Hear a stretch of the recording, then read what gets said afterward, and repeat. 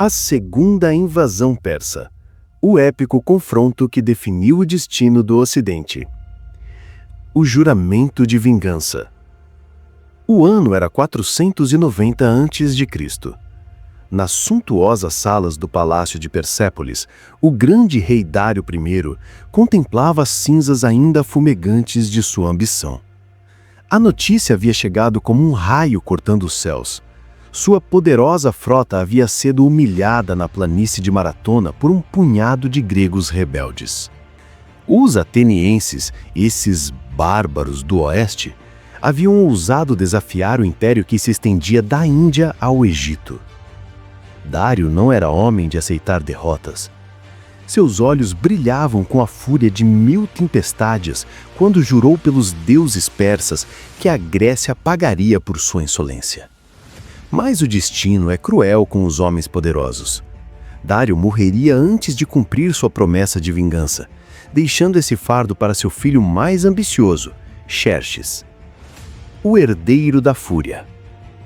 Xerxes não era apenas um rei, era um deus entre os mortais, ao menos é o que acreditavam seus súditos.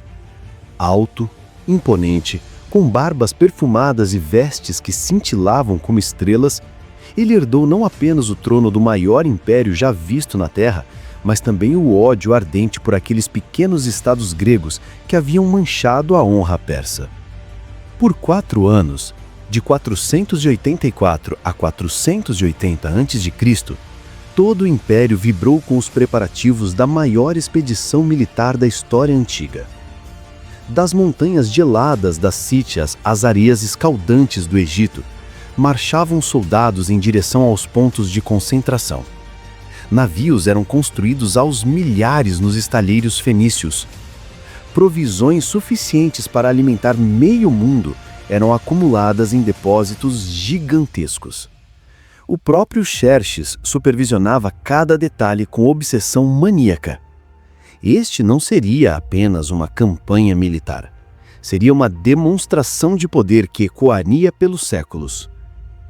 Ele reuniria um exército tão vasto que beberia rios inteiros, tão numeroso que escureceria o sol com suas flechas.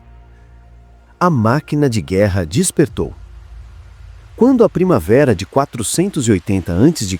floresceu, a máquina de guerra persa começou a se mover como uma avalanche inaparável. De Susa partiram as primeiras legiões, os Imortais, 10.000 guerreiros de elite, que eram a lança e o escudo do império. Seus escudos dourados refletiam o sol nascente como estrelas celestiais, e suas lanças erguidas pareciam uma floresta mortal. Mas eles eram apenas a vanguarda. Atrás deles marchavam contingentes de todo o mundo conhecido. Arqueiros citas com seus arcos curvos mortais, cavaleiros massagetas das estepes infinitas, guerreiros indianos montados em elefantes que pareciam montanhas móveis, soldados árabes em camelos velozes como o vento do deserto. O próprio Heródoto, o pai da história, ficaria maravilhado com a diversidade dessa força. 46 nações diferentes marchavam sobre as bandeiras de Xerxes, escreveria ele. Era como se todos os povos da terra houvessem se unido numa única causa. O número exato do exército persa continua sendo um mistério que alimenta debates entre historiadores. Heródoto falava em 5 milhões de homens, um número que faria qualquer general moderno gaguejar de incredulidade. Números mais conservadores apontam para 200 a 300 mil combatentes, mas mesmo assim, era uma força que jamais havia sido vista no mundo mediterrâneo. O Canal dos Deuses. O primeiro obstáculo no caminho de Xerxes era o Monte Athos, uma península rochosa que se projetava no mar Egeu. 12 anos antes, uma tempestade havia destruído a frota de Mardônio nessas águas traiçoeiras, e Xerxes não tinha intenção de repetir o erro. Sua solução foi de uma audácia que beirava a loucura divina. Ele ordenou que fosse cavado um canal através do istmo da península. Por 2 anos inteiros, milhares de trabalhadores, fenícios, Egípcios e gregos das cidades subjugadas cavaram dia e noite. Com picaretas, paz e determinação inabalável, eles rasgaram a própria terra. Quando o canal ficou pronto, tinha mais de 2 quilômetros de extensão e largura suficiente para 2 trirremes navegarem lado a lado. Era uma ferida na geografia que gritava ao mundo: Xerxes não apenas comanda homens, ele comanda a própria natureza. A ponte dos sonhos e pesadelos. Mas o verdadeiro desafio estava no Helesponto, o estreito que separava a Ásia da Europa. Xerxes precisava transportar seu gigantesco exército para o outro lado, e nem todos os navios do mundo seriam suficientes. Mais uma vez, sua solução desafiava as leis do possível. Engenheiros fenícios e egípcios construíram 2 pontes de barcos através do estreito. Uma obra de engenharia que faria os construtores modernos suar frio. Trirremes e pentecontoros foram amarrados lado a lado com cabos de linho e papiro. Por cima, pranchas de madeira criaram uma estrada flutuante. Mas os deuses aparentemente não aprovaram tamanha arrogância. Xerxes ordenou que o Helesponto fosse açoitado com 300 chicotadas, como se punisse um escravo rebelde. Correntes foram jogadas nas águas para acorrentar o mar insolente. Era um ato de híbris tão extremo que até seus próprios generais murmuraram orações de proteção. Novas pontes foram construídas, mais fortes que as anteriores. Desta vez, resistiram. O despertar da Grécia. Enquanto o colosso persa se movia inexoravelmente em direção ao oeste, a Grécia despertava para o perigo como um homem que acorda de um pesadelo e percebe a casa em chamas. As cidades-estado, normalmente mais interessadas em brigar entre si do que em unir forças, finalmente compreenderam que enfrentavam uma ameaça existencial. Em Atenas, Temístocles, o político mais astuto de sua geração, percebeu que a salvação da Grécia estava no mar. Com uma mistura de genialidade estratégica e manipulação política que faria Maquiavel se curvar em reverência, ele convenceu os atenienses a investir na construção de uma frota poderosa. Muros de madeira, ele chamava os navios, interpretando um oráculo ambíguo de Delfos com brilhantismo. Esparta, a cidade guerreira por excelência, contribuiu com aquilo que fazia de melhor: soldados que preferiam morrer a recuar. Sob o comando de Leônidas, um rei que carregava o sangue de Héracles nas veias, os espartanos se prepararam para mostrar ao mundo o que significava honra absoluta: a Marcha dos Imortais. Na primavera de 480 a.C., a horda persa começou sua travessia do Helesponto. Era um espetáculo que deixaria qualquer pessoa muda de espanto e terror. Por 7 dias e 7 noites, soldados cruzaram as pontes flutuantes numa procissão interminável. O barulho das sandálias, armaduras e armas ecoava como trovão constante. Xerxes observava de seu trono portátil um assento de ouro e marfim que simbolizava seu poder absoluto. Dizem que, por um momento, lágrimas correram por suas faces. Quando questionado sobre a tristeza, ele respondeu com melancolia profética: "Penso em como é breve a vida humana. De todos esses homens, nenhum estará vivo daqui a 100 anos." Era um momento de humanidade tocante, num homem que se via como divindade. Mas a melancolia passou rapidamente, substituída pela embriaguez do poder absoluto. O confronto das Termópilas. Enquanto a frota persa navegava pela costa da Trácia, enfrentando tempestades que destruíram centenas de navios, o exército terrestre marchava pela Macedônia e Tessália, esmagando qualquer resistência como uma avalanche esmaga flores. O primeiro confronto real aconteceria num desfiladeiro estreito entre as montanhas e o mar, as Termópilas, as Portas Quentes, assim chamadas pelas fontes termais que borbulhavam ali. Era o local perfeito para uma força pequena deter um exército gigantesco, e Leônidas sabia disso. Com apenas 300 espartanos, sua guarda pessoal, e alguns milhares de aliados, Leônidas tomou posição no desfiladeiro. Era uma força ridiculamente pequena contra o oceano humano que se aproximava, mas os espartanos não conheciam um conceito de impossibilidade. Quando os emissários de Xerxes exigiram que os gregos entregassem suas armas, a resposta de Leônidas ecoou através da história: Molon Labe, venha pegá-las. Era um desafio que transformou um encontro diplomático numa declaração de guerra total. 3 dias de glória e sangue. O que aconteceu nas Termópilas durante 3 dias de agosto de 480 a.C. tornou-se lenda antes mesmo de virar história. Os persas atacaram em ondas sucessivas, como marés humanas se quebrando contra rochedos inabaláveis. Primeiro vieram os medos e os cícios, soldados experientes que haviam conquistado nações inteiras. Eles se chocaram contra a falange espartana, como água contra uma muralha de bronze. As longas lanças gregas, as sarissas, criavam uma floresta mortal que nenhuma carga conseguia penetrar.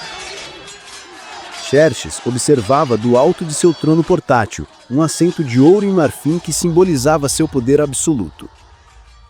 A traição de Efialtes. A resistência grega poderia ter continuado indefinidamente, não fosse por um elemento que nenhuma estratégia pode prever: a traição humana. Um grego local chamado Efialtes, seduzido por promessas de ouro persa, revelou a Xerxes a existência de uma trilha secreta que contornava as Termópilas. Na madrugada do 3º dia, enquanto os espartanos ainda resistiam na passagem principal, uma força persa comandada por Idares desceu pelas montanhas seguindo a trilha traíra. Quando Leônidas percebeu que estava sendo atacado pela retaguarda, ele sabia que o fim havia chegado. Mas mesmo enfrentando o inevitável, ele não recuou. Em vez disso, escolheu uma morte que ecoaria pelos séculos. Guerreiros, disse ele aos seus homens, comam bem, pois hoje jantaremos no Hades. O último amanhecer. A batalha final foi um massacre épico. Cercados, superados em número de 1000-1, os espartanos lutaram com fúria divina. Eles formaram um círculo mortal no centro do desfiladeiro, usando até mesmo os dentes e unhas quando suas armas quebraram. Leônidas morreu como havia vivido, lutando. 4 vezes os persas tentaram tomar seu corpo. 4 vezes foram repelidos pelos espartanos sobreviventes. Era uma luta não apenas por território, mas pela própria alma da civilização ocidental. Quando o último espartano caiu, um silêncio estranho desceu sobre as Termópilas. Os persas haviam vencido, mas era uma vitória que sabia a derrota. Xerxes havia perdido 20.000 homens para matar 1.400 gregos. Pior ainda, havia criado mártires cujos nomes viveriam para sempre.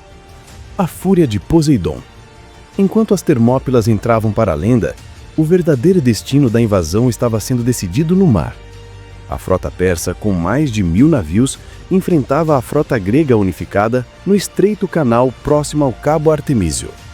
Mas Poseidon, o deus dos mares, aparentemente escolheu seu lado. Uma tempestade terrível, que os gregos chamaram de o vento de Bóreas, devastou a frota persa. Centenas de navios foram despedaçados contra as rochas. Milhares de marinheiros pereceram nas águas geladas. Era como se os próprios deuses estivessem lutando pela Grécia. A frota persa, embora ainda numerosa, havia perdido sua vantagem esmagadora. A evacuação de Atenas. Com as Termópilas perdidas, nada impedia o avanço persa em direção a Atenas. Mas Temístocles, o estrategista genial, havia preparado um plano audacioso: evacuar toda a população da cidade. Foi um dos êxodos mais dramáticos da história antiga. Mulheres, crianças, idosos, todos abandonaram suas casas, seus templos, suas memórias, levando apenas o que conseguiam carregar. Navios lotados partiam constantemente em direção às ilhas vizinhas, especialmente Salamina. Quando Xerxes finalmente entrou em Atenas, encontrou uma cidade fantasma. Era uma vitória vazia, como abraçar uma sombra.